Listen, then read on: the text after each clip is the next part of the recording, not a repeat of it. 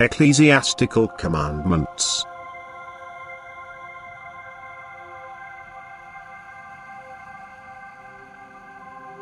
You will not receive any special instructions from me as to what kind of attitude you should adopt towards the humanly decreed commandments of the Church.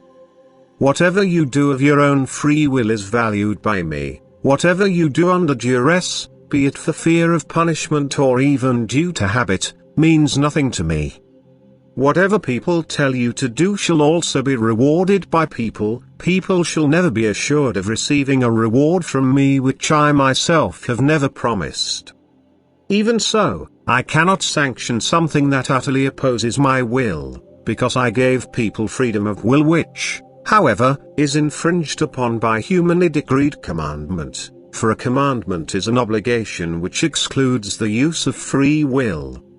I myself gave people only one commandment, the commandment of love, which is fundamental law and must be observed so as not to violate my eternal order. However, the commandment of love is nevertheless a commandment which allows people's freedom of will.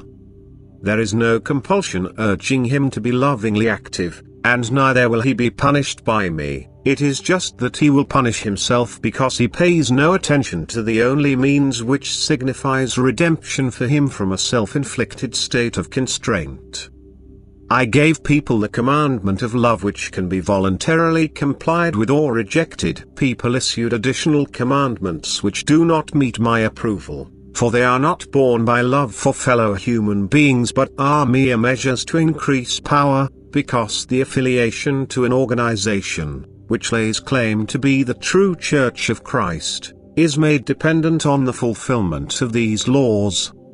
Hence it places people under compulsion who, in the belief of committing a sin, will subsequently fulfill these commandments and thus direct their whole attention to them, and neglect my commandment of love. Love can only grow in freedom. Love and coercion oppose each other, and therefore I cannot recognize in the fulfillment of the ecclesiastical commandments any love for me as long as they have been traditionally complied with, effectively as avowal of the authority which decreed these commandments.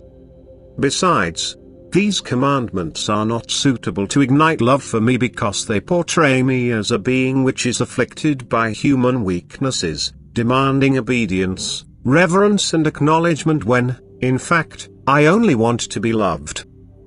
Before my eyes nothing is a sin but that which offends against love for me and other people. No one will ever acquire merit who complies with the commandments of the Church just because they are commandments which should be fulfilled.